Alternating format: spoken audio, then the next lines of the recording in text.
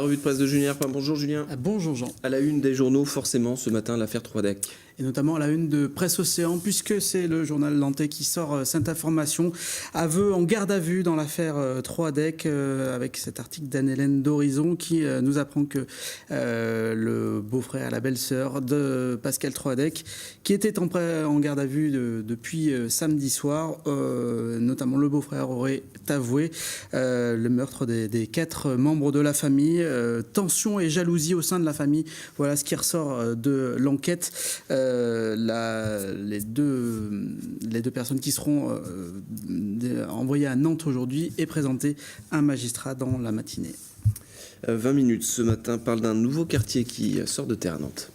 Oui, ce quartier, il est situé à l'est de Nantes, il n'est pas forcément connu, il s'appelle Doulon-Gohard, il est compris entre le périphérique, le vieux Doulon et la route de Sainte-Luce, et à terme, ce seront 2700 logements qui seront construits à partir de 2021. Le but du jeu de la mairie de Nantes, c'est d'attirer des familles.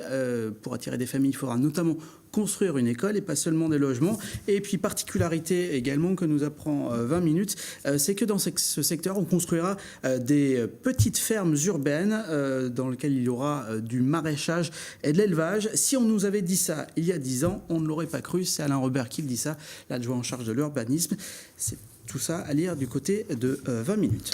Dans Ouest France, on prend des nouvelles de Royal Deluxe. Et oui, il y a quelques semaines, on vous disait que Royal Deluxe, qui va présenter un spectacle à Nantes au mois de juillet, allait le rôder tout d'abord du côté de la Belgique et du côté de Malines. Malines, ville ouverte, fête Royal Deluxe, c'est-à-dire dans Ouest France, qui nous raconte les premières représentations qui ont eu lieu ce week-end.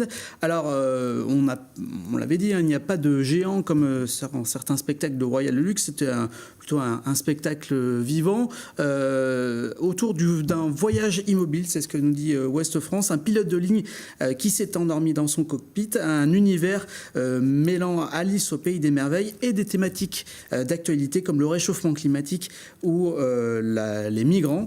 Ça sera évidemment à découvrir à Nantes à partir de mi-juillet, 10 dates en principe qui seront avec un spectacle qui sera installé du côté de la place de la Petite Hollande. Et puis un dernier mot du HBC Nantes, rapidement. Oui, très rapidement avec ce titre de Ouest France pour le HBC Nantes, Viva España.